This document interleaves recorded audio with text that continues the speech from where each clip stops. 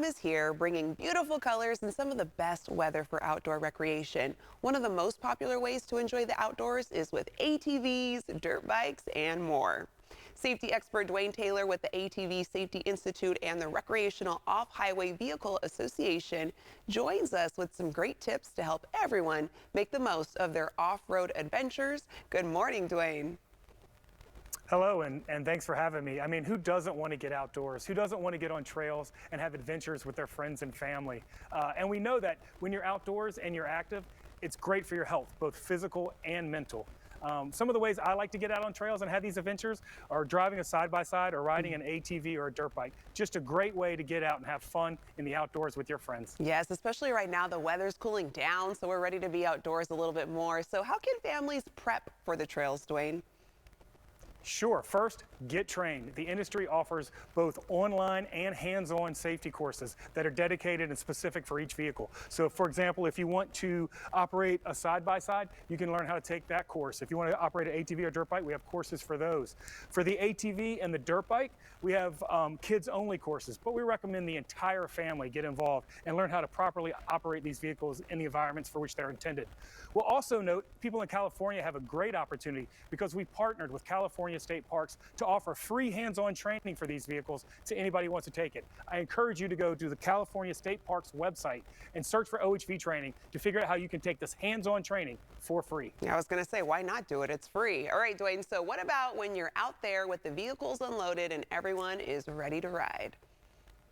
Yeah, a couple things. First, before you go out on the trail, you're going to make a walk around the vehicle and do a safety check. Take a look at the tires, take a look at the wheels, check the electronics, check the brakes. Just generally make sure nothing looks broken, frayed, or damaged. We know you can ride one of these vehicles further in an hour than you can walk in a day. So you're going to make sure if you head out that this vehicle is in proper condition. Second, I would encourage everyone to wear all the appropriate safety gear. It's the same gear for all of these vehicles. You want to start with a Department of Transportation compliant helmet. That's the #1 piece of safety gear. From there, you're going to have adequate eye protection. Goggles are great. I would wear long sleeve shirts, full fingered gloves, sturdy pants, and over the ankle boots. That's the minimum. That's the safety gear that's going to keep you from getting scratched up or otherwise hurt. You can also consider additional safety gear that's offered by the power sports industry. We have back and protectors, elbow guards, knee guards, specific motocross style boots that offer more protection for your ankles. But at a minimum, wear the helmet and the other gear I mentioned every time. Yeah, there we go. Want to make sure everyone's safe before they have that fun. Now, I heard there are some places you shouldn't ride. Yeah, these are all off-highway vehicles, and as such, they are designed to be operated in off-highway vehicle environments on designated trails and designated areas that are meant to be used for these vehicles. You don't want to go blazing new paths. You don't want to create new trails. We want to be good stewards of the environments. We don't want to cause any resource damage. And in fact, if you're in an OHV riding area and you go off trail, you may have the opportunity to meet a law enforcement official who will be there with a citation and a fine. So keep these vehicles on the designated trails, routes, and areas for which they're intended. We'll also note that the ATV and the side-by-side, they're designed for off-highway vehicle use only. They're not intended to be operated on paved surfaces or public roads. This here is a dual sport motorcycle. Completely okay to operate this on a road and on an OHV trail, but the ATV and the side-by-side, those are for off-road use only. Yeah, we want to make sure we're following those rules. Any other advice before we go out and ride, Dwayne?